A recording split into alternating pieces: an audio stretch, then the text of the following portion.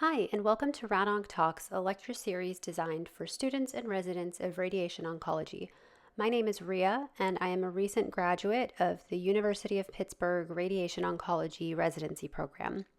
Today we'll be continuing in our pediatric cancer series with a discussion of Ewing sarcoma.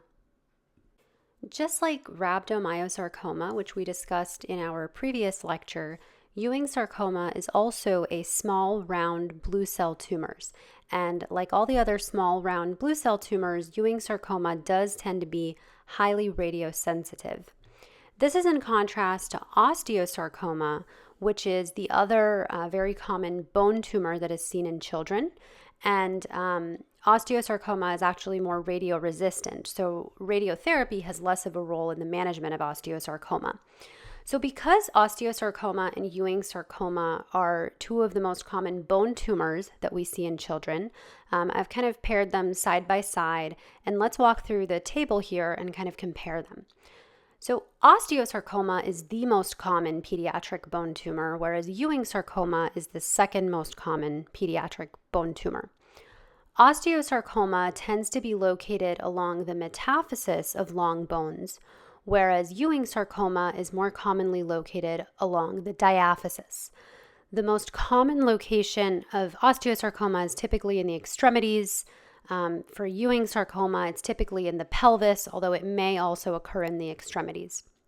In terms of treatment, as we mentioned before, osteosarcoma is radioresistant, so it's typically managed with surgery followed by chemotherapy. Ewing sarcoma, because it's radiosensitive, we typically manage with chemotherapy, and then local control can be delivered either with surgery and or radiation. Typically, we try to choose either surgery or radiation, but as we'll talk about, there are situations where we might consider both. And then finally, these are some radiographic hallmarks, which you might recall from medical school, but osteosarcoma has this kind of pattern of rapid bone growth and then new bone formation in the area where the periosteum has sort of lifted off. And so two of the classic imaging features that are associated with osteosarcoma are that sunburst appearance, which is the rapid bone growth, and then Codman's triangle, which is where we can see new bone formation as the periosteum lifts off. So sunburst and Codman's triangle are associated with osteosarcoma. With Ewing sarcoma, we see something known as onion skinning, which is where we can actually get layers of periosteal reaction. Codman's triangle may sometimes be present as well because the periosteum can certainly lift off, but onion skinning is that classic hallmark radiographic appearance that we associate with Ewing sarcoma. And if you need a way to remember that, I just think ew, an onion, so Ewing sarcoma has onion skinning. In terms of some other epidemiologic facts about Ewing sarcoma, so it does have a slightly higher predominance in males compared to females.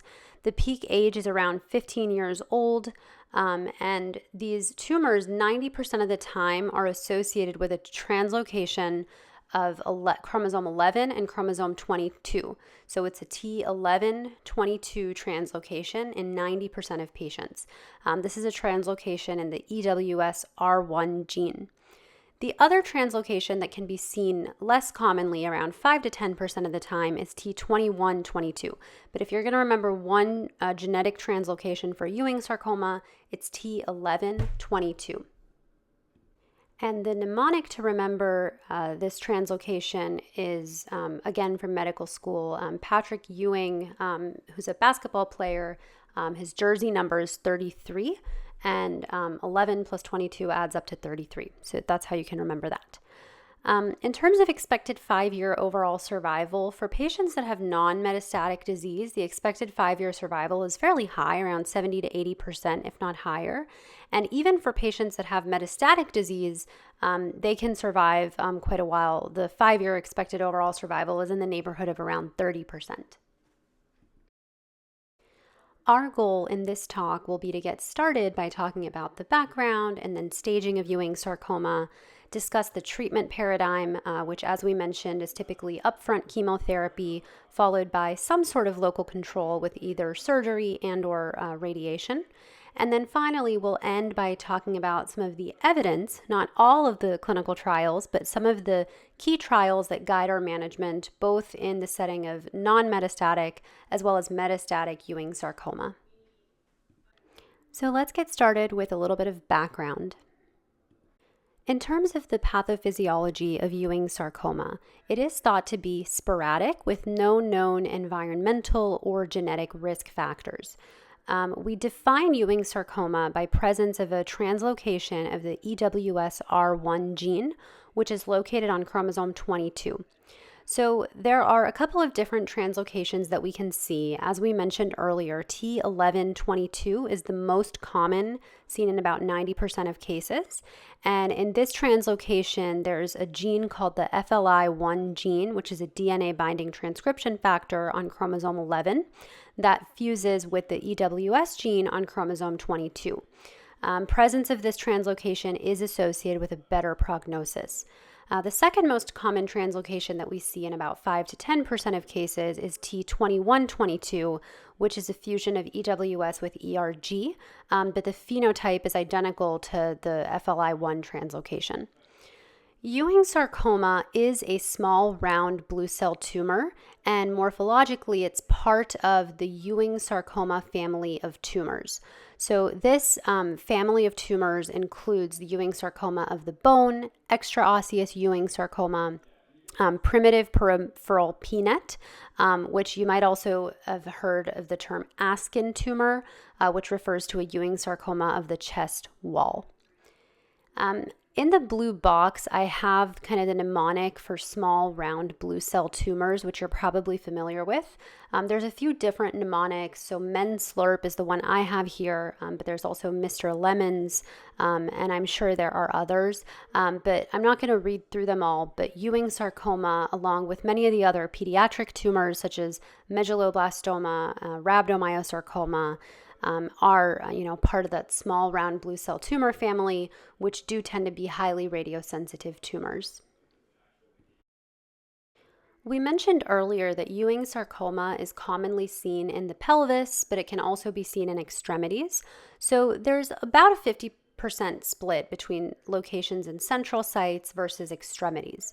So about 50% of Ewing sarcomas will be seen centrally, and if so, more than likely they are going to be in the pelvis. So about 45% will be seen in the pelvis. The rest of them can be seen in the chest wall, in the spine, and those are kind of the most common sites. Less than 10% of the central tumors would be located anywhere else. So pelvis is kind of the most common central site that we see, followed by chest wall.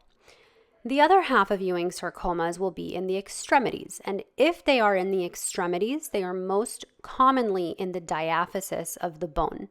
So there is a picture on the right-hand side, and it kind of shows where the epiphysis versus the metaphysis versus the diaphysis is. So the diaphysis is kind of the long central part of the bone, and that is where Ewing sarcoma is most likely going to be located.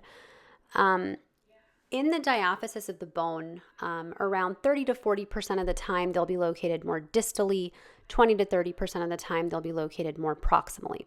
So bottom line here is there's about a 50-50 split between central versus extremity location of Ewing sarcoma. If it's central, it's most likely to be in the pelvis. In the extremities, we have to remember it's going to be in the diaphysis. There is a mnemonic for bone tumors and which part of the bone they are located in, and that mnemonic is egg mode. So EG stands for epiphysis, which is where giant cell tumors are located. MO is metaphysis, which is where osteosarcomas are located, as we talked about earlier. And then the DE at the end of egg mode is diaphysis for Ewing sarcoma. So giant cell sarcomas are in the epiphysis, osteosarcomas are in the metaphysis, and Ewing sarcomas are in the diaphysis. And you can remember this with the mnemonic egg mode. The presentation of Ewing sarcoma is going to be highly dependent on the location of the tumor, but more than 90% of the time it's going to be associated with pain. It could potentially present with swelling or a mass, limited movement. There's a lower risk of having any neurologic changes, but it could be higher if there's a central tumor, especially if it's located close to the spine or the cauda equina. Other symptoms that are possible include pathologic fracture as well as fever. We mentioned Askin tumor earlier, which is the PNET of the chest wall. Keep in mind, this tends to be more common in females, and it can be associated with, it typically involves the ribs of the chest wall, so it can be associated with direct pleural extension and kind of large extraosseous soft tissue mass as well. In terms of some natural history regarding Ewing sarcoma, so about 20 to 25% of patients will have metastatic disease at presentation. Lung and bone are the most common sites of metastasis. Pelvic primaries are actually more likely to be metastatic at the time of diagnosis. So the risk of having mets at diagnosis is about 25 to 30% for pelvic primaries, but less than 10% for extremity primaries. There is an extremely high rate of distant failure when patients are treated with local therapy alone. So we kind of have to assume that many patients probably present with micrometastases up front because when patients are treated without systemic therapy, they have a very high rate of distant failure and kind of less than 10% rate of survival. So that is why, systemic therapy is kind of the first step in treatment, and we do treat with upfront chemotherapy, probably because a lot of patients have upfront micrometastatic disease, and treating with chemotherapy decreases the risk of distant failure. The risk of lymph node metastasis, fortunately, is low, but there's a high risk of distant metastasis. The workup of Ewing sarcoma is fairly standard. So history and physical, we always start with that. Labs, it's good to get a CBC, a CMP, and an LDH. In terms of imaging, we definitely want to obtain a plain X-ray, CT, and MRI of the involved bone. So, really good local imaging to assess the tumor extent. And then a CT chest is important to look for lung metastases, and it's actually more reliable for lung metastases compared to a PET scan. PET CT, we also should obtain to assess for other sites of distant metastasis. And it also helps us to kind of understand how aggressive the tumor is. And there is some data that having a higher SUV over 5.8 is associated with worse survival. And PET is also kind of the most sensitive modality we have to follow patients after treatment, so we can see how they respond. So image the primary tumor with X-ray, CT, MRI, image the lungs with a CT of the chest, and then distant staging with a PET scan. And then in terms of pathology, we do want to obtain a biopsy of the tumor. It's important to get a core biopsy of the tumor, so a CT-guided core biopsy, because FNA is insufficient, and the biopsy site should be included in the planned operative site as well. And finally, these patients do require a bilateral bone marrow biopsy as well. So we talked about the requirement for bone marrow biopsy for patients with rhabdomyosarcoma. Just remember with Ewing sarcoma as well, it's important to get a bone marrow biopsy. So if we're dealing with sarcomas, soft tissue tumors, things that can involve the bone, remember that we get a bone marrow biopsy. Just a couple of brief notes regarding pathology. So as we've said, Ewing sarcoma is a small, round, blue cell tumor. There's some markers that will be positive, and then pathologists will also look for markers that are negative. So positive markers include CD99, PAS, Vimentin, HbA71, and beta-2 microglobulin. Negative markers, which are positive in PNET but negative for Ewing sarcoma, include neural-specific enolase and S100. And then some of the subtypes of Ewing sarcoma, so histologically, it's divided in typical versus atypical. So typical is kind of your classic histology, and there are some atypical subtypes, including lobular, alveolar, and organoid. These are some details that, probably are not as high yield on exams, but just things I wanted to include for completeness sake. And then the last piece of background I wanted to go over before we get into staging is the prognostic factors for Ewing sarcoma. So here on this slide, I have listed some factors that are predictive of poor prognosis in Ewing sarcoma. And the mnemonic for this is massive LDH response. So MASSS, so add an extra S to massive. All 5 of these letters correspond to something. So massive, so MASSS, LDH, and then response each correspond to something. So what are these factors that predict for poor prognosis? So M stands for male gender, age over 17 is the A. Then the 3 S's are site, size, and stage.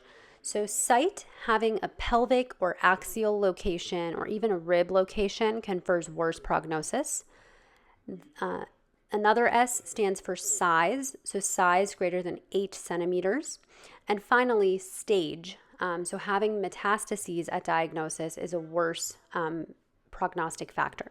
So MASSS stands for male gender, age over 17, site, pelvic or axial, size greater than 8 centimeters, or stage, which refers to the presence of metastases.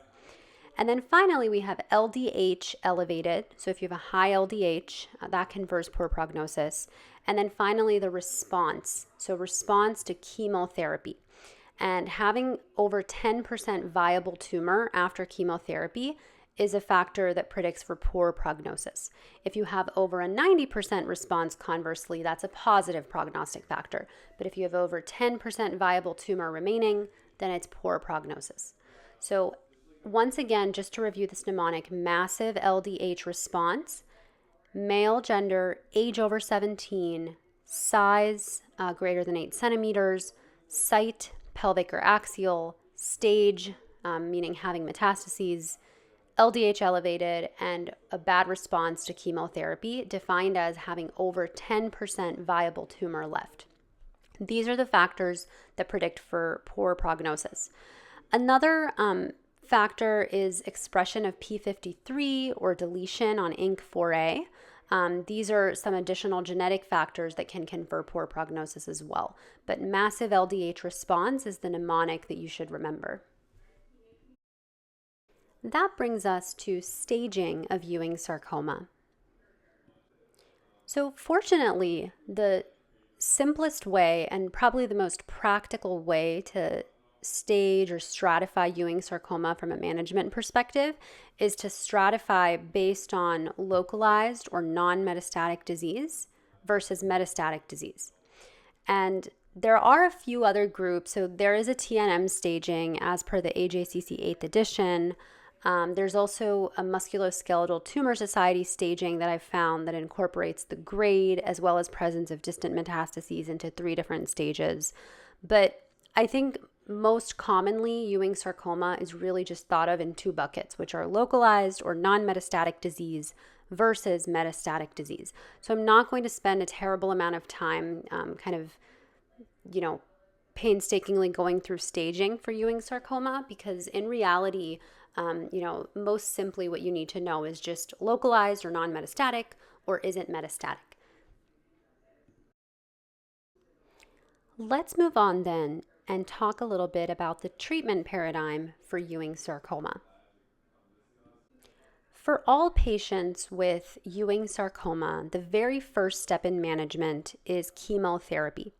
And remember, we said that obviously if patients have metastatic disease, they need systemic therapy. But even if they don't have metastatic disease, remember we said that there's probably a high rate of micrometastasis, because we know that when we just treat with local therapy for Ewing sarcoma, we have high rates of distant failure and very poor overall survival. So even if we don't catch any metastases on upfront staging, the first step is chemotherapy because they have such a high risk of distant failure.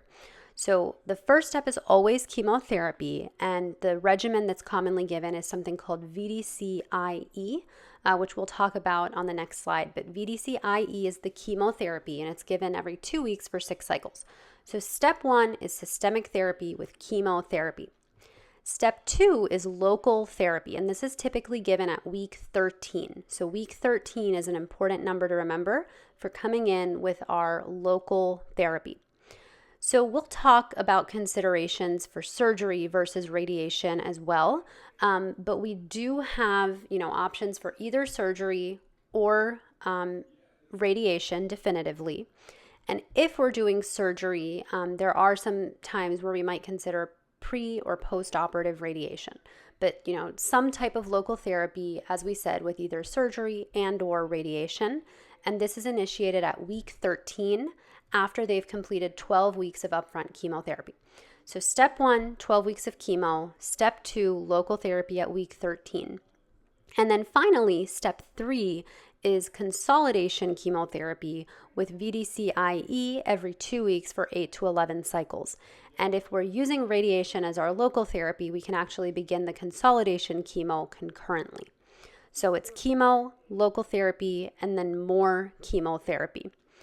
And then this treatment paradigm really applies whether or not patients have metastatic disease, the chemo, local therapy, and consolidation chemotherapy. The only difference for patients that have metastatic disease is at the conclusion of all the chemotherapy, the last step would be to treat metastases if applicable. So this is typically done with radiation. So for example, if there were lung metastases present at diagnosis, you would do whole lung irradiation. So 15 gray over 10 fractions whole lung irradiation. You can also boost any residual lung tumors to a total of 50 gray. And that's the only example I put here because lung mets are kind of one of the most common sites of metastasis. But whatever mets they have, you kind of treat them with ablative purposes, typically with radiation. So in a nutshell, the treatment paradigm for Ewing sarcoma is chemo for 12 weeks, then local therapy at week 13 with either surgery and or radiation, additional consolidation chemotherapy for 8 to 11 cycles. We start that concurrently with radiation if that's the route we're going. But we would take a break, obviously, for surgery. And then finally, if they have metastases, you end with metastasis-directed therapy, for example, whole lung irradiation if they had metastases at diagnosis. So now let's go one by one and talk about each of these different modalities. The first one is chemotherapy. As we said, upfront chemotherapy is paramount because these patients have such a high risk of distant metastasis. So the standard chemotherapy regimen is something known as VDCIE, and this stands for alternating cycles of VDC versus IE. So VDC stands for vincristine, doxorubicin, and cyclophosphamide. This is not to be confused with VAC, which we talked about for rhabdomyosarcoma, which is vincristine, actinomycin D, and cyclophosphamide.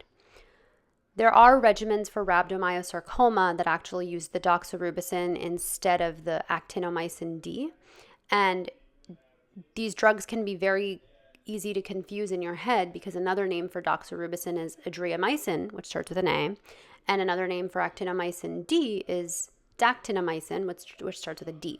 So these are two different drugs that both can, be abbreviated with an A or a D. So it can be confusing. Bottom line, both actinomycin D and doxorubicin can be used in both rhabdo or Ewing, but the standard chemotherapy regimen that we memorize for rhabdomyosarcoma is something known as VAC, which is vincristine, actinomycin D, cyclophosphamide. And then for Ewing sarcoma, we think VDC, which is vincristine, doxorubicin, cyclophosphamide. So Ewing, VDC, vincristine, doxorubicin, cyclophosphamide, and this is alternated with another regimen known as IE, which stands for ephosphimide etoposide. So VDC-IE is kind of the standard chemo regimen for Ewing sarcoma. And, these regimens do overlap between Ewing's as well as rhabdomyosarcoma. So VDC-IE, it's typically given every 2 weeks for 6 cycles. Keep in mind that actinomycin D may actually be added to the VDC-IE regimen, and then it becomes VACA-IE. And I don't understand why, but all of a sudden the D becomes an A for doxorubicin, it becomes an A for adriamycin, and then there's also an additional A for actinomycin D. So VACA-IE, and that would just be the VDC regimen with the addition of actinomycin D, alternating with ifosfamide etoposide. So these chemotherapy regimens can be very confusing, and basically you have to look at the protocol that you're treating on, see what chemotherapy they're giving, and really clarify what each of these letters actually stands for, because they can stand for, overlapping drugs. So bottom line here, the big takeaway, there's two key chemotherapy regimens that we memorize, one for rhabdo, one for Ewing sarcoma. For rhabdo, I would just remember VAC, which is vincristine actinomycin D cyclophosphamide. For Ewing's, I would remember VDCIE, which is vincristine, doxorubicin cyclophosphamide, alternating with ifosfamide and etoposide. And remember, we said before that if we're delivering radiation, we can give that with consolidation chemotherapy. So whether we're giving definitive radiation or postoperative radiation, we typically give it with consolidation chemotherapy.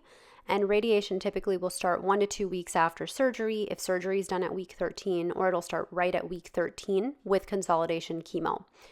The important thing to keep in mind regarding the concurrent chemo is that we have to hold the doxorubicin during radiation. So whether we are doing VAC or VDC, so VAC, remember, was for rhabdo, and VDC is for Ewing sarcoma, that middle letter drug is always held. So in rhabdo, we talked about holding actinomycin D concurrently with radiation. For Ewing, we hold the doxorubicin concurrently with radiation. So whether it's VAC or whether it's VDC, that middle one, the A or the D, it's always held during radiation. So just like we hold actinomycin D during radiation for rhabdo, we hold doxorubicin during radiation for Ewing's.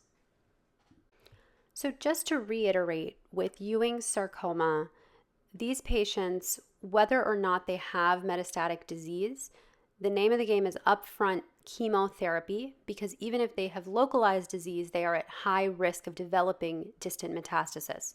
So we always treat with upfront 12 weeks of chemotherapy, alternating VDC with IE.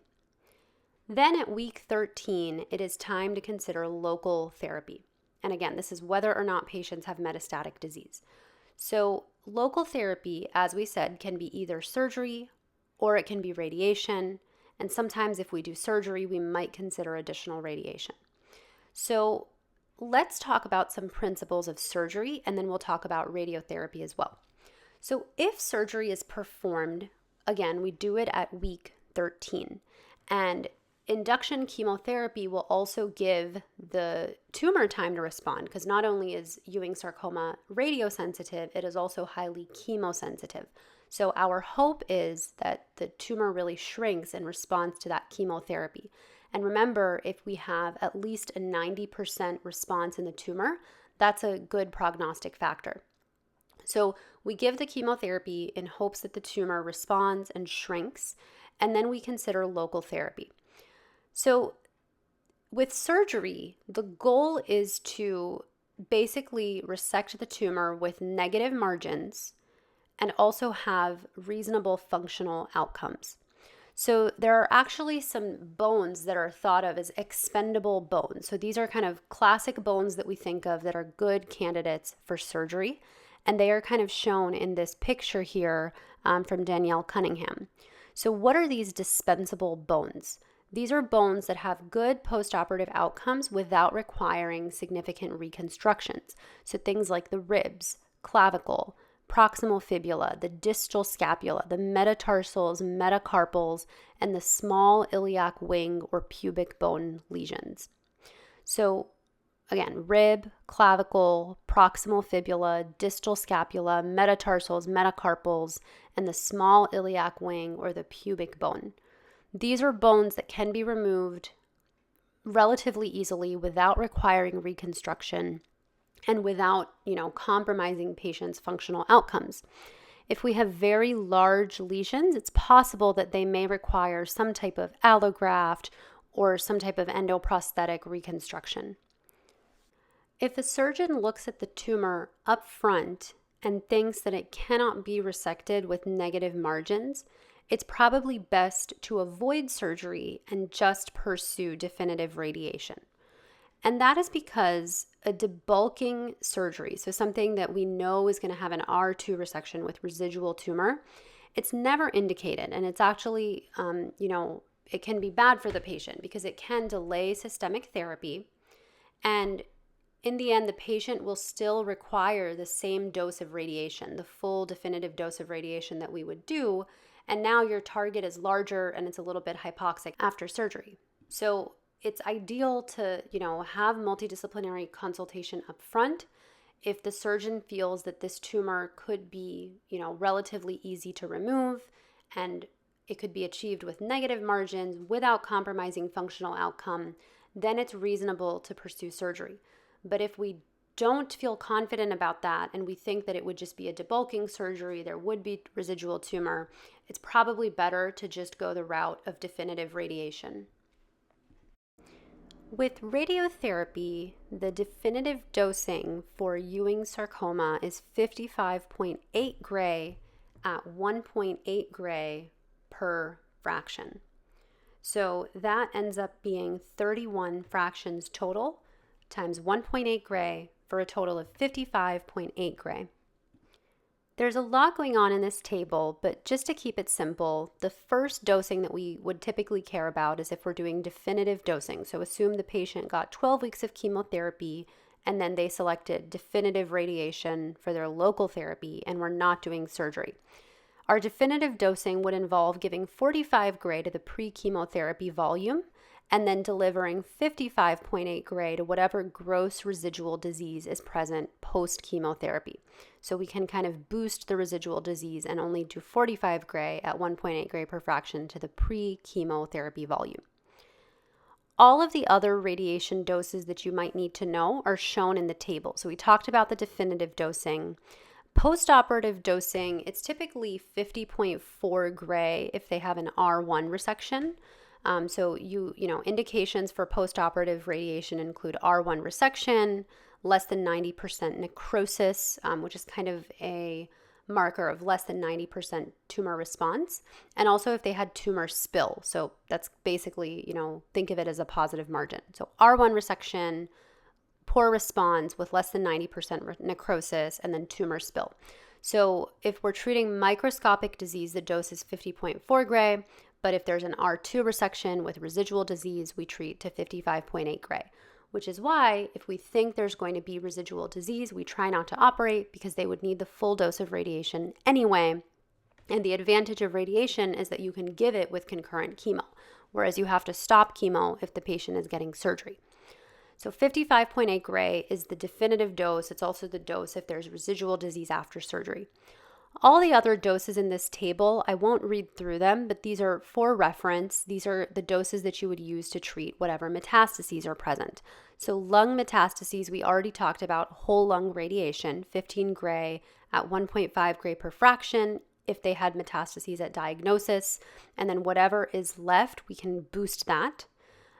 You can treat bone metastases, vertebral body. If there's malignant ascites or peritoneal metastases, we can treat all of that. So various situations, the dosing is here for your reference.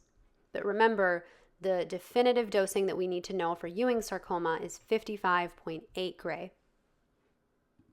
I sort of glossed over preoperative radiation for Ewing sarcoma, but there was a recent protocol, AWS 1031, which we'll talk about here in a few minutes.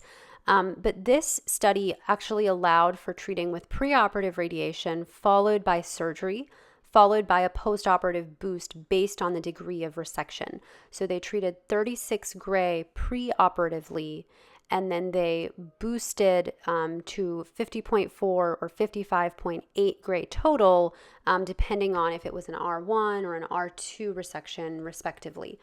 So that's another option to know about. But I would say, standardly for the purposes of boards, at least for now, I would think about surgery with indications for postoperative radiation or just definitive radiation. So now that we hopefully have a better understanding of the treatment paradigm, we can get into some of the clinical trials that help guide our management in this space. And, these are the trials from which we derive these paradigms. So we're going to split up the evidence into a discussion of non-metastatic versus metastatic Ewing sarcoma, and we'll start with non-metastatic. And again, I'm not going to cover every study under the sun about Ewing sarcoma, but just try to highlight some of the relevant ones that help guide why we do what we do. So historically, there were some trials that ran sort of in the 70s and 80s, and these established high-dose chemotherapy as standard. And they also showed benefit to adding whole lung irradiation if patients had lung metastases. The first section of studies, though, we're going to focus on patients with non-metastatic disease and kind of sequentially go through some trials that first established the ideal chemotherapy regimen, and then in the end we'll talk about a few trials that looked at the role of radiation, and there's a newer trial that looked at dose escalation. So the first trial I'm going to cover is the Intergroup 91 trial that was published in 2003, and it compared two different chemotherapy regimens of VACA versus VACA-IE. So remember, VACA we said is vincristine, adriamycin, cyclophosphamide, and actinomycin D. And this was delivered every 3 weeks for 17 courses. And keep in mind, this is an older study, so they were delivering it every 3 weeks. And they alternated, they randomized patients to either VACA alone every 3 weeks or VACA alternating with the IE of ifosfamide etoposide every 3 weeks for a total of 17 courses. These were patients with Ewing sarcoma, peanut of the bone, or primitive sarcoma of the bone, and they were younger than 30 years old, and they were randomized to these two different chemo regimens. All patients did receive local therapy at week 12. They either got surgery with or without postoperative radiation, or they received definitive radiation. And most of the patients were non-metastatic at diagnosis, but about 23% of them were metastatic at diagnosis. What they found is that the VACA-IE, so the alternating chemotherapy regimen, improved event-free survival and overall survival in patients with non-metastatic disease alone. So if you look at the metastatic patients, the 5-year EFS was 22% in both arms. The 5-year overall survival was about 35% in both arms. But in the non-metastatic patients, the 5-year event-free survival improved by about 15%, from 54% up to 69%, and the 5-year overall survival improved by 11%, so 61% up to 72% with the alternating regimen. So Intergroup 91 kind of established this alternating chemotherapy regimen of VACA-IE for non-metastatic patients specifically. It showed that the alternating VACA-IE significantly improved both event-free survival as well as overall survival. The next trial we'll talk about is from the COG, and it's AEWS 31. You'll notice all the Ewing sarcoma trials are labeled AEWS for the Ewing sarcoma. And this trial looked at interval compressed chemotherapy. In the prior intergroup study that we just talked about, chemotherapy was delivered every 3 weeks. So this trial randomized patients with extradural Ewing sarcoma, and they randomized them to the standard chemotherapy timing, and they used VAC-IE, and they gave 14 cycles either every 3 weeks or every 2 weeks, which was the intensified compressed chemotherapy regimen. So now instead of randomizing two different drugs, we're randomizing to two different schedules for chemotherapy. So either every 3 weeks or every 2 weeks. And these patients still received local treatment at week 13, and they found no significant differences in the toxicities between these two studies. What they found is that event-free survival was significantly improved in the intensified arm. So the 5-year event-free survival was 65% with the every 3-week regimen, improved to 73%, so 8% improvement with the intensified regimen. They found that the interval compressed chemotherapy had no impact on local recurrence rates, but the results were actually related to improved distant control. So bottom line is that there was significantly improved event-free survival with the chemotherapy given every 2 weeks rather than every 3 weeks. They did not see an improvement in the overall survival in their initial results. So the 5-year overall survival was just increased from 77% up to 83% with the intensified chemotherapy.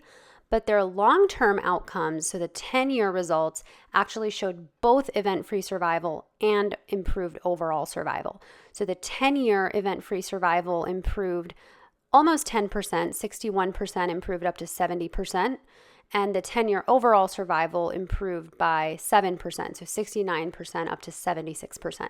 So again, 5-year outcomes, only EFS was improved, but at 10 years, both EFS and OS showed significant improvement with the intensified Q2 weeks chemotherapy regimen. So the bottom line from AEWS 31, the big takeaway here is that with interval compressed chemotherapy, meaning alternating VAC-IE given every 2 weeks, we saw improved event-free survival, and with long-term outcomes, we also saw improved overall survival.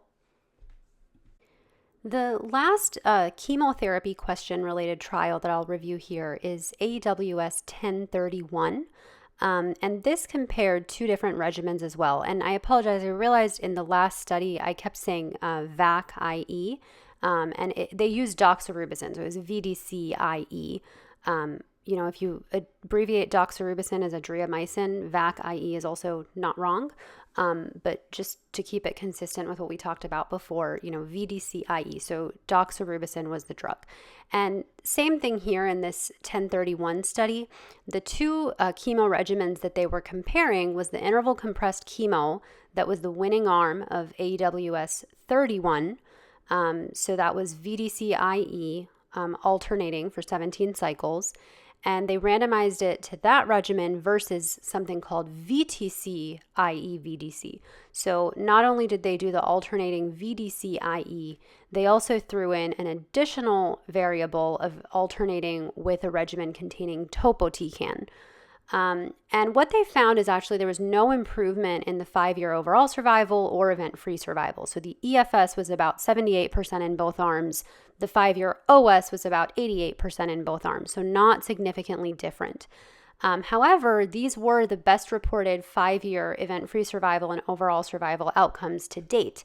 And so this is a good trial to be familiar with, and this is one of the more recent protocols. So it's a useful protocol to refer to for guidelines in terms of delineation, prescription dose, constraints, etc. So AEWS 1031 is just good to be familiar with because it was one of the more modern studies that we have in Ewing sarcoma. So the big takeaway from this study, no improvement in overall survival or event-free survival with the addition of topotecan to the VDC-IE chemotherapy regimen. So the standard remains alternating VDC-IE given every 2 weeks. Those were a lot of chemotherapy-focused trials, so let's switch gears for a minute and talk about trials that are specific to local therapy and radiation specifically. So the first trial I want to talk about is this meta-analysis from COG that was published in 2017. And this trial, or this meta-analysis rather, looked at almost 1,000 patients that were treated across 3 different studies with chemotherapy and some sort of local therapy. And they tried to compare the local failure between patients that were treated with surgery alone versus radiation alone versus surgery and radiation. Now, this trial is really difficult to interpret because it's not randomized in any way, and we obviously know that there are biases in terms of which patients get selected for surgery. But let's focus on sort of the significant results in the table that's shown here. So the 5-year local failure by location was significantly worse in the extremity and the pelvis for patients that were treated with radiation alone. They found no significant difference in local failure rates for patients that were treated with surgery alone versus surgery plus radiation. So the addition of radiation did not significantly change the local failure rate for any site. But they did find that for patients that had tumors in the extremity or in the pelvis, the local failure rates were significantly higher in those patients that were treated with radiation alone. So again, These results are really difficult to interpret because it's a meta-analysis of a non-randomized intervention. None of these trials randomized patients to receive any of these local control modalities. So we have to keep in mind that more patients that underwent surgery had tumors that were in favorable locations. So what do we make of these results?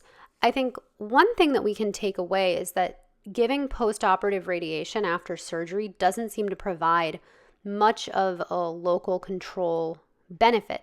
So if we do expect an R1 or R2 resection, it may be best to pursue just definitive RT so that we can at least avoid trimodality for these patients and prevent them from having to undergo both surgery and radiation. If we truly think that we can't take it all out, it might just be better to do radiation alone. The last study I want to point out is from Tata Memorial, which looked at dose escalation for patients with non-metastatic unresectable Ewing sarcoma. So this was a phase 3 single institutional randomized trial of 95 patients, again with unresectable Ewing sarcoma or PNET, and they were randomized to standard dose radiation, so 55.8 gray and 31 fractions to the pre-chemotherapy volume, versus escalated dose radiation, so 70.2 gray and 39 fractions. They got 55.8 gray to the pre-chemo volume and then a 14.4 gray boost to the post-chemo residual GTV. And the results are shown in the table. What we can see is that the 5-year local control was significantly improved with dose escalation. So it went from 49% with the 55.8 gray up to 76% with 70.2 gray. The disease-free survival and overall survival, while numerically higher, did not reach statistical significance, but the local control was significantly improved. And they did find that there was worse grade 2 or worse skin toxicity with the dose escalation. So about 10% grade 2 or worse skin toxicity compared to only 2% with the normal dose. So this single institutional study from Tata Memorial gives us evidence for utilizing dose escalation to 70.2 gray for unresectable Ewing or PNET that has residual disease post-chemotherapy. Now, it's always important to apply methods from single institutional experiences with a lot of caution because these, protocols are usually performed with a very high level of expertise. But I do believe that there are institutions out there that consider dose escalation and regularly utilize it, especially for things like unresectable pelvic tumors, and they utilize ranges such as 64.8 to 70.2 gray. So pediatric, radiation should always be delivered at centers for excellence, and these institutions, likely do have more experience with dose escalation. So the big takeaway from everything that we talked about in these studies for non-metastatic Ewing sarcoma is basically just reiterating what we mentioned in our treatment paradigm. So the standard therapy for non-metastatic Ewing sarcoma is to start with chemotherapy, VDC-IE, for 6 cycles given every 2 weeks. And then at week 13, we come in with local therapy. And then from there, we give an additional 11 cycles of chemotherapy. The local therapy is with either surgery and or radiation. We aim for clear margins and to maintain function with our surgery. And if we feel that those ends are not achievable, then we prefer definitive radiation. And the standard radiation doses that we talked about are in the table. So the classic standard dose for Ewing sarcoma is 55.8 gray. But keep in mind that there is data now for dose escalation up to 70.2 gray to the post-chemotherapy volume if there's residual disease post-chemo and if the patient has unresectable disease up front. That brings us to our very last section where I would like to discuss only 2 trials, but just some evidence for the management of metastatic Ewing sarcoma. The first study that I'll talk about is Ewing 99, which is a fairly old retrospective analysis that was published in 2010. They included about 120 patients that were treated in the late 90s, early 2000s who had metastatic Ewing sarcoma. Now, this was a retrospective study, so always has to be interpreted with caution. But what they did is they first divided the patients based on how they were treated for their metastatic Ewing sarcoma. So about 39% of patients had local treatment to both the primary tumor and to the metastases. About 34% had local treatment either to the primary or to the metastases, and 27% of patients actually received no local therapy. So if you look in the table, you can see the 3-year event-free survival, and the patients that had local treatment to both the primary and the metastases had a much higher 3-year event-free survival of about 39% compared to 17% if they had treatment to either or, and 14% if they had no local treatment at all. And that was significantly worse than the other two. So this just goes to show that local therapy to the primary site and to the metastases improves event-free survival and should complement systemic therapy whenever possible. The final study I'll mention is AEWS 1221, which was published in 2023, and it randomized patients with metastatic Ewing sarcoma to standard of care therapy with VDCIE with or without the addition of ganitumab, which is an IGF-1R monoclonal antibody. So it's an antibody against IGF.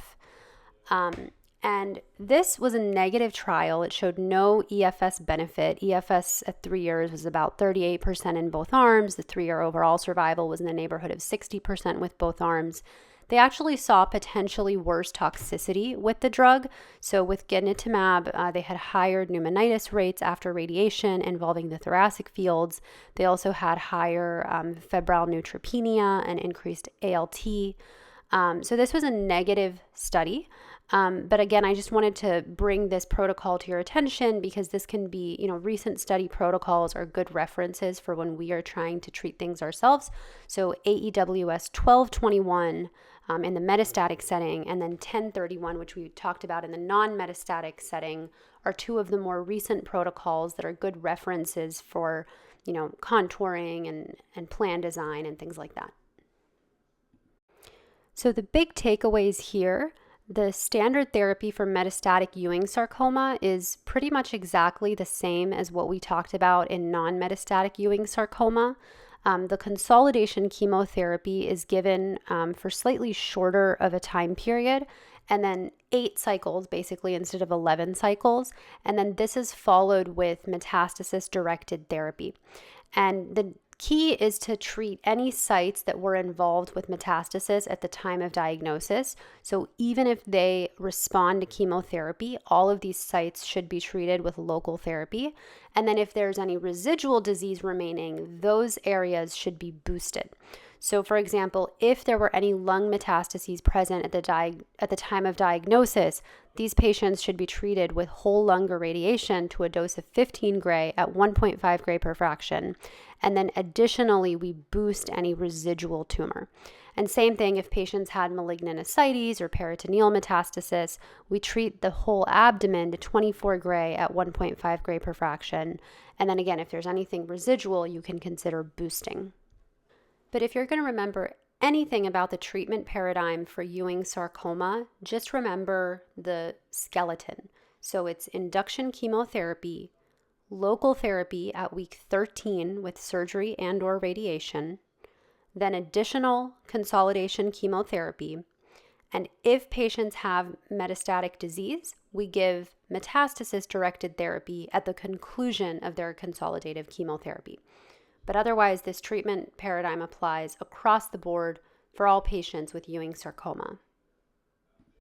That brings us to an end of our discussion on Ewing sarcoma.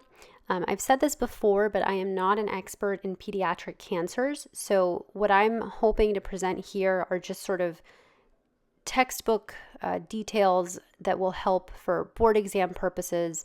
For actual management, I strongly defer to those that have trained at proton centers and those that are experts in pediatric malignancies and in managing them. That's not me, but hopefully that with this talk, I was able to provide a helpful overview so that you can understand Ewing sarcoma and be able to navigate board exams and things like that. But that's all I have for now. Thank you so much for your time and attention.